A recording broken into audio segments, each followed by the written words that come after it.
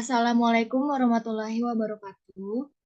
Kami dari kelompok 4 akan mempresentasikan hasil diskusi kami mengenai materi cost volume profit analysis. Sebelum kami melanjutkan presentasi kami, saya ingin memperkenalkan kelompok kami terlebih dahulu, yang dimulai dari saya sendiri, Risha Siti Aisyah. Saya Dian Andiani. Saya Sasi Kirana Alfia. Saya Rahma Yotani. Untuk selanjutnya, hasil presentasi kami akan terlebih dahulu dibawakan oleh rekan saya, yaitu Dian Andiani. Pertama, kita bakal membahas pengertian biaya, volume, dan laba. Dalam arti luas, biaya adalah pengorbanan sumber ekonomis yang diukur dalam satuan uang yang telah terjadi atau mungkin terjadi untuk mencapai tujuan tertentu. Dalam arti sempit, biaya merupakan bagian dari harga pokok yang dikorbankan dalam usaha untuk memperoleh penghasilan. Biaya diklasifikasikan menjadi 3 golongan, yaitu biaya variabel, biaya tetap, dan biaya semi variabel. Volume mengacu pada jumlah produk yang terjual, sedangkan laba mengacu pada berapa banyak uang yang dihasilkan perusahaan berdasarkan harga pokok yang dijual, volume produk yang dijual, dan biaya tetap dan variabel perusahaan. Laba adalah hasil aktivitas perusahaan yang dijadikan sebagai ukuran kinerja perusahaan yang mana hasil tersebut merupakan selisih positif pendapatan dikurangi beban.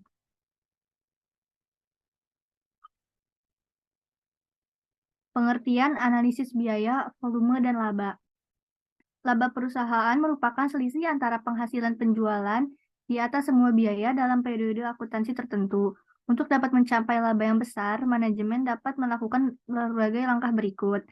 Yang pertama itu menekan biaya produksi maupun biaya operasi serendah mungkin dengan memperhatikan tingkat harga jual dan volume penjualan yang ada. Yang kedua itu dapat menentukan harga jual sedemikian rupa sesuai dengan laba yang dikehendaki. Dan yang terakhir itu mampu meningkatkan volume penjualan sebesar mungkin. Analisis CVP ini merupakan sebuah alat yang digunakan dalam membuat keputusan-keputusan bisnis seperti menentukan produk apa yang harus diproduksi atau dijual, kebijakan harga seperti apa yang harus digunakan, strategi pemasaran seperti apa yang harus dilaksanakan, dan fasilitas yang produktif seperti apa yang diperlukan. Di dalam analisis CVP ini, analisis yang paling umum adalah analisis break-even point atau BIP. Berikut ini ada dasar untuk menganalisis biaya volume laba dapat dimulai dengan margin kontribusi. Bagian berikut memperlihatkan laporan laba rugi kontribusi PT ABC untuk bulan Juni. Di sini penjualan untuk 400 buku itu totalnya 10 juta, beban variabelnya itu 6 juta, margin kontribusinya itu didapatkan dari penjualan 400 buku yang 10 juta dikurang dengan beban variabel yang 6 juta, hasilnya jadi 4 juta. Terus beban tetapnya itu 3.500.000 dan laba bersih operasinya itu didapatkan dari margin kontribusi yang 4 juta dikurangi oleh beban tetap yang 3.500.000. Penjualan itu per unitnya 25.000 dan beban variabel itu per unitnya 15.000 dan margin kontribusinya itu didapatkan dari pengurangan penjualan yang 25.000 dikurangi oleh beban variabel yang 15.000 dan hasilnya 10.000. Margin kontribusi adalah jumlah yang tersisa dari pendapatan penjualan dikurangi beban variabel. Margin kontribusi ini nantinya akan digunakan untuk menutupi beban tetap sehingga menghasilkan laba atau rugi operasi. Berikut ini merupakan manfaat dari analisis biaya, volume, dan laba. Yang pertama itu menentukan titik impas. Menentukan titik impas ini, analisis biaya, volume, dan laba membantu perusahaan dalam menentukan jumlah penjualan atau volume produksi yang diperlukan agar dapat mencapai titik impas. Yang kedua itu evaluasi rentabilitas. Analisis biaya, volume, dan laba memungkinkan perusahaan untuk mengevaluasi rentabilitas produk atau layanan yang ditawarkan. Yang ketiga itu ada pengambilan keputusan pricing. Analisis biaya, volume, dan laba membantu perusahaan dalam menentukan harga yang tepat untuk produk atau layanan mereka dengan memahami struktur biaya perusahaan dan titik impasnya. Yang keempat itu perencanaan dan pengendalian biaya. Analisis biaya, volume, dan laba membantu perusahaan dalam merencanakan dan mengendalikan biaya. Yang kelima itu ada evaluasi proyek investasi. Analisis biaya, volume, dan laba juga dapat digunakan untuk mengevaluasi proyek investasi atau pengembangan produk baru Dengan menghitung titik impas proyek atau produk baru tersebut, perusahaan dapat memperkirakan apakah investasi tersebut akan menghasilkan keuntungan yang memadai dalam jangka waktu tertentu. Baik, selanjutnya ada asumsi analisis biaya, volume, dan laba. Yang pertama, ada perubahan tingkat pendapatan dan biaya hanya disebabkan oleh perubahan jumlah unit produk atau jasa yang diproduksi dan dijual. Yang kedua, ada biaya tetap dapat dipilah ke dalam komponen tetap yang tidak berubah mengikuti perubahan tingkat output dan komponen variabel yang berubah mengikuti tingkat output. Yang ketiga, ada ketika disajikan secara grafik, perilaku pendapatan total dan biaya total adalah linear. Artinya, digambarkan sebagai garis lurus ketika dihubungkan dengan tingkat output dalam suatu rentan atau dana periode waktu yang relevan. Yang keempat, ada harga jual, biaya variabel per unit, serta biaya tetap atau di dalam suatu rentan dan periode waktu yang relevan, diketahui dan konstan. Yang kelima, ada analisis mencakup suatu produk atau mengasumsi bahwa proporsi produk yang berbeda ketika perusahaan menjual beragam produk adalah tetap konstan ketika tingkat unit terjual berubah. Yang keenam, ada seluruh pendapatan dan biaya dapat ditambahkan serta dibandingkan tanpa memperhitungkan nilai waktu uang. Kemudian ada komponen analisis biaya, volume, dan laba. Yang pertama, itu ada rasio CM dan rasio variabel. Rasio CM ini adalah angka yang umumnya ingin dilihat perusahaan untuk mendapatkan gambaran tentang seberapa signifikannya variabel. Dengan rumusnya yaitu rasio CM margin kontribusi dibagi penjualan, kemudian ada rasio biaya variabel total biaya variabel dibagi penjualan. Yang kedua ada break even point atau dalam satuan atau dolar, yaitu jumlah produk yang harus dijual perusahaan untuk menutupi semua biaya produksi dengan rumus BP sama dengan total biaya tetap dibagi CM per unit. Yang ketiga ada margin keamanan atau margin of safety. Ini biasanya disebut sebagai ruang gerak perusahaan dan ditunjukkan oleh seberapa banyak penjualan dapat turun namun masih mencapai titik impas. Rumusnya yaitu margin of safety sama dengan penjualan aktual dikurangi break even sales. Yang keempat, ada perubahan laba bersih, yaitu perusahaan dapat menggunakan target kinerja penjualan atau target laba bersih untuk menentukan pengaruh terhadap satu sama lain untuk memperkirakan bagaimana pendapatan bersih mereka akan berubah dengan perubahan perilaku penjualan. Dengan rumus yaitu jumlah unit sama dengan biaya tetap ditambah target laba, kemudian dibagi rasio CM. Yang terakhir ada tingkat leverage operasi atau bisa disebut degree of operating leverage atau DOL adalah angka penting karena memberitahu perusahaan bagaimana laba bersih berubah sehubungan dengan perubahan angka penjualan. Semakin tinggi angka DOL, semakin tinggi resikonya karena semakin tinggi DOL juga berarti penurunan penjualan sebesar 1% akan menyebabkan penurunan laba bersih yang semakin besar, yang pada akhirnya menurunkan probabilitasnya. Dengan rumus DOL sama dengan CM dikurang penghasilan bersih. Kemudian ada titik impas. Konsep analisis titik impas berfungsi sebagai alat bagi manajemen untuk mengetahui potensi laba yang belum dimanfaatkan oleh perusahaan. Jika perusahaan menjual lebih dari satu jenis produk, analisis titik impas lebih kompleks dibandingkan dengan di awal. Hal ini dikarenakan produk yang berbeda akan memiliki harga jual yang berbeda, biaya yang berbeda dan margin kontribusi yang berbeda pula. Analisis titik impas dapat bermanfaat bagi pihak manajemen perusahaan dalam berbagai pengambilan keputusan. Yang pertama, ada jumlah minimal produk yang harus dijual agar perusahaan tidak mengalami kerugian. Yang kedua, jumlah penjualan yang harus dipertahankan agar perusahaan tidak mengalami kerugian. Yang ketiga, besarnya penyimpangan penjualan berupa penurunan volume yang terjual agar perusahaan tidak menderita kerugian.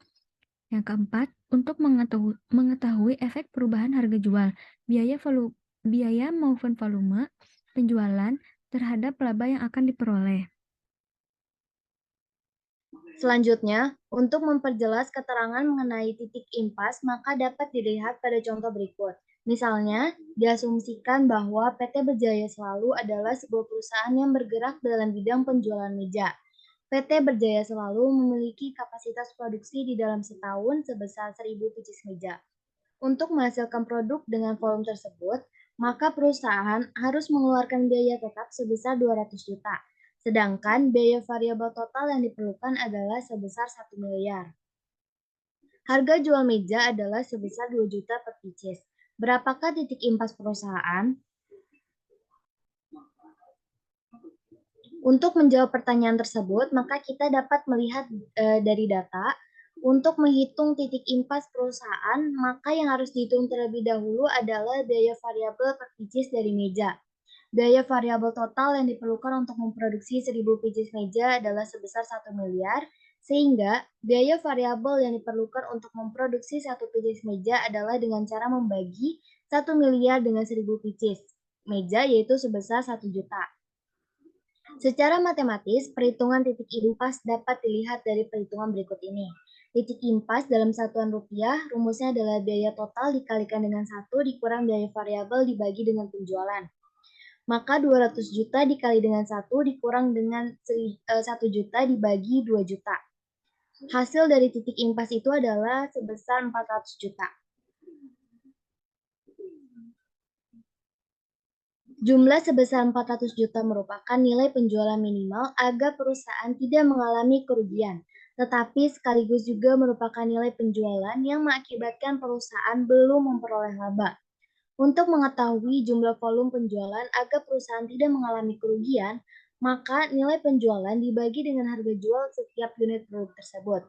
Titik impas dalam satuan unit rumusnya adalah titik impas dalam nilai uang dibagi dengan harga jual per unit produk.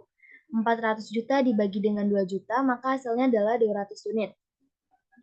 Hal ini berarti volume titik impas dalam contoh di atas dapat diketahui dengan cara membagi 400 juta dengan harga jual per unit yaitu 2 juta, sehingga diperoleh angka 200 unit.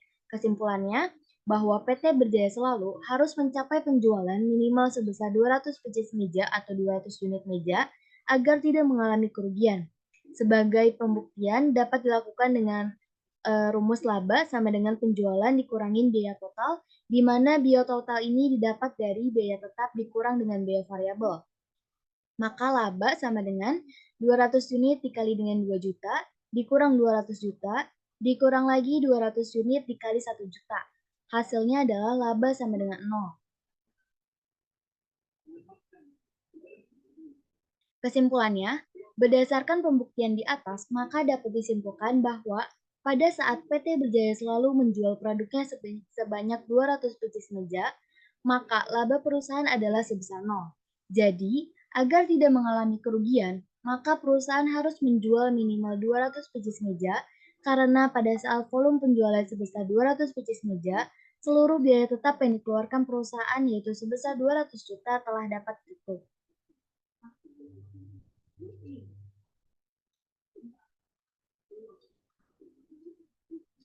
Kemudian ada analisis titik impas dan pendekatannya. Untuk menentukan tingkat penjualan yang diperlukan untuk mencapai target laba yang diinginkan, maka digunakan analisis target laba dan analisis titik impas. Analisis target laba digunakan dengan mengestimasikan volume penjualan yang diperlukan untuk mencapai laba tertentu. Metode yang digunakan adalah dengan metode persamaan dan metode rumus. Yang pertama, metode persamaan, contohnya adalah PT ABC ingin memperoleh laba sebesar 4 juta. Maka untuk mengetahui volume penjualan, kita dapat menggunakan rumus sebagai berikut. Laba sama dengan margin kontribusi per unit dikali volume dikurangi dengan biaya tetap. Laba sebesar 4 juta sama dengan margin kontribusi per unit sebesar 10 juta dikali volume dikurangi beban tetap sebesar 3.500.000. Maka volume yang didapat adalah sebanyak 750 unit. Untuk memperoleh target laba yang dapat dilakukan dengan mencari nilai penjualan Dilakukan dengan rumus laba sama dengan rasio margin kontribusi dikali penjualan dikurangin beban tetap. Laba sebesar 4 juta sama dengan rasio margin kontribusi sebesar 0,40 dikali penjualan dikurangi beban tetap sebesar 3.500.000. Maka penjualannya dapat diperoleh sebesar 18,75 juta. Yang kedua, untuk metode rumus, unit penjualan untuk memperoleh target laba, rumusnya yaitu target laba ditambah beban tetap dibagi margin kontribusi per unit. Untuk target labanya sebesar 4 juta ditambah dengan beban tetap sebesar 3.500.000 dibagi dengan Rp10.000. Hasilnya yaitu 750 unit. Atau kita bisa menggunakan rumus lainnya yaitu unit penjualan untuk memperoleh target laba dengan cara target laba ditambah beban tetap dibagi rasio margin kontribusi. Untuk target labanya sebesar 4 juta rupiah ditambah dengan beban tetap sebesar 3.500.000 dibagi rasio margin kontribusi sebesar 0,40. Hasilnya yaitu 18,75 juta.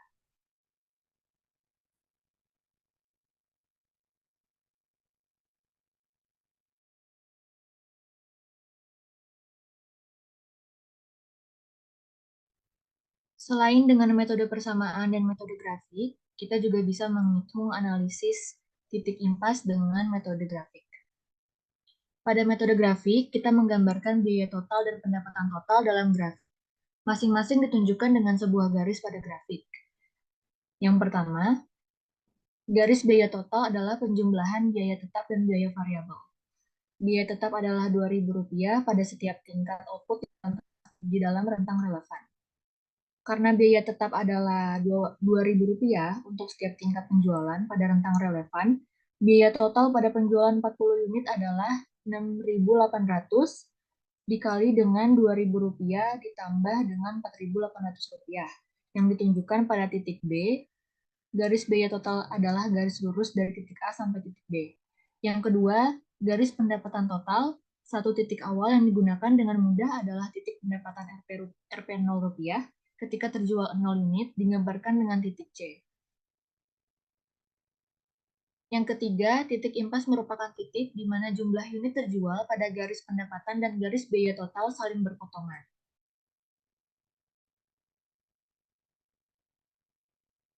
Selanjutnya, contoh perhitungan analisis biaya, volume, dan laba. Soalnya adalah, Amel memiliki sebuah usaha produksi tas. Ia ingin menganalisis biaya, volume, dan laba dari usahanya. Berikut adalah data yang diberikan. Harga jual tas per unit sebesar Rp200.000, biaya tetap per bulan sebesar Rp1.500.000, biaya variabel per unit sebesar Rp100.000, dan volume penjualan per bulan sebesar 100 unit. Ditanya, 1. Berapa total biaya tetap per bulan? 2. Berapa total biaya variabel untuk volume penjualan 100 unit? Yang ketiga, berapa total biaya untuk volume penjualan 100 unit? Yang keempat, total pendapatan untuk volume penjualan 100 unit. Yang terakhir, total laba untuk volume penjualan 100 unit. Untuk jawabannya itu, pertama, total biaya tetap per bulan. Total biaya tetap sebesar 1.500.000. Yang kedua, total biaya variabel untuk volume penjualan 100 unit sama dengan biaya variabel per unit sebesar 100.000, volume penjualan sebesar 100 unit, dan total biaya variabel untuk menghitung jumlah tersebut adalah biaya variabel per unit dikali volume penjualan. Rp100.000 dikali 100 sama dengan 10 juta. Yang ketiga, total biaya untuk volume penjualan 100 unit. Total biaya sama dengan total biaya tetap ditambah total biaya variabel. Untuk total biaya tetap, jumlahnya 1.500.000 ditambah dengan total biaya variabel sebesar 10 juta. Hasilnya yaitu 11.500.000. Untuk yang keempat, total pendapatan untuk volume penjualan 100 unit. Harga jual per unitnya sebesar Rp200.000 dan volume penjualannya sebesar 100 unit. Total pendapatan sama dengan harga jual per unit dikali volume penjualan. Artinya Rp200.000 dikali 100 sama dengan 20 juta. Yang kelima, total laba untuk volume penjualan 100 unit. Total pendapatan sama dengan 20 juta, total biayanya 11.500.000. Caranya yaitu total laba sama dengan total pendapatan dikurangi total biaya. Artinya 20 juta dikurang 11.500.000, hasilnya 8.500.000.